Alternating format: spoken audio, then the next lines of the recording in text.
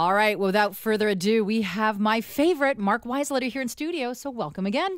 Thank you, Erin. It's a pleasure to be here. Now, we have lots to talk about. We're going to have you here for a while, and you're definitely one of our audience's favorite. We have so many questions that come for you, so we're going to try and get through what we can. But the first topic of discussion is about this Airbnb, and it's saying that is it legal in Ontario? That's questions that are coming in. Can you explain what Airbnb is, and then, of course, is it legal in Ontario? You know, this is an extremely popular website that grows and grows. And what it is instead of staying at a hotel, when you go to a foreign city, you look online and find somebody who just wants to rent out their home for a short period of time, a few days, a week, and you make a private deal with that person for a lot less than you would pay to stay in a hotel. So you can see why the hotel industry is extremely upset about this, but why private travelers love it. They get to save a lot of money and in many cases stay in very quaint neighborhoods in a city. And as long as they do their research in advance on the seller and the location, it's a terrific deal for everybody. It's a win-win. So I can smell or sense a conflict here, Mark, because you just hit something here.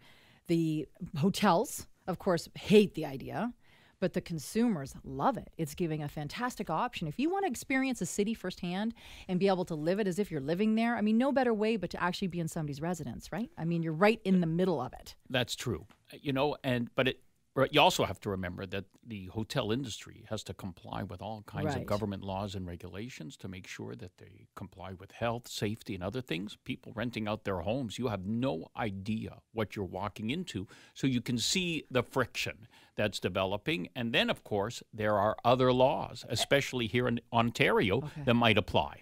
Now, what about fees? I mean, when you're in the hotel business, of course, you have fees. There's fees that apply for you to be able to conduct your business. Anybody that's considering renting their dwelling on a long-term basis, of course, then you will have fees to be able to do so. So these Airbnb, this is kind of like your do-it-yourselfer for sale by owner kind of solution to the travel industry. And they're getting away with, I guess, not having these fees and being able to kind of run it the way they want. It really looks that way. And really, all they have to pay is a small fee to Airbnb, which is the matchmaker putting them together. So it's a dating site in the sense where you're actually finding a perfect place to reside. That's a nice way to put it. So is this legal? Is it legal in Ontario? Well, so if I have a place and I want to, this sounds good to me. You know what? I'm not going to be here for the March break. I'm going away. I'm fine with somebody staying in my place while I'm away. Well, I think a lot depends on what it is that you're renting. So, for example, let's say you have an apartment. You rent an apartment from a landlord, and you might pay $2,000 a month.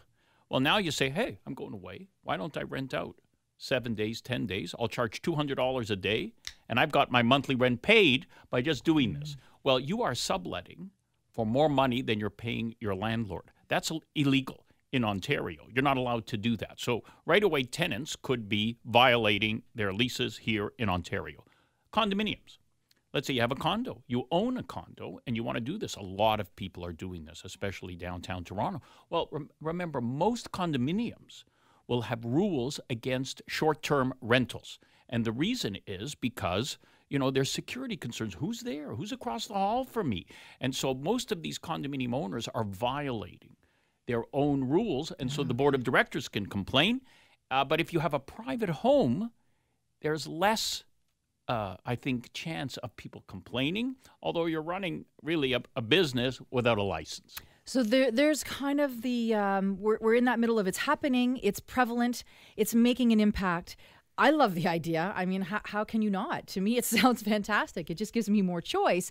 But I can see the problems that can arise. So if people are considering this, Mark, what should they do? I mean, really. Well, if you want to do this yourself, like use somebody else's place, all I can say is go on the site, check the references, because there have been some terrible experiences. Check references, you know, and about the seller and the property to make sure you're not spending money, you know, for nothing. But the site is pretty good at what they offer people. But also remember, if you want to do this here in Ontario, you may be violating laws, and you got to be extremely careful because if people complain, there will be legal consequences.